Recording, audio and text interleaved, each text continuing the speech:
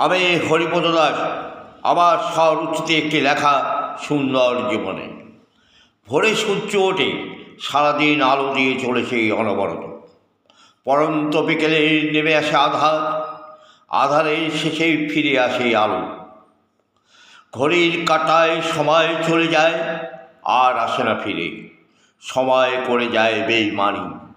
সমাজের কিছু মানুষের ভেতরে জমে থাকা মরছে, ওয়াশিং মেশিনে ফেলে দিয়ে বের করতে হবে যত ময়লা। স্বর্ণকার সোনা থেকে খাদ বের করে তৈরি করে খাঁটি সোনার অলঙ্কার। কামার যেমন এক টুকরো লোহাকে আগুনে পুড়িয়ে লাল করে তৈরি করে বিভিন্ন প্রসাধনী। সমাজের জংধরা মানুষগুলোকে ভালোবাসা দিয়ে ফিরিয়ে আনতে হবে এক সুন্দর জীবনে। নমস্কার।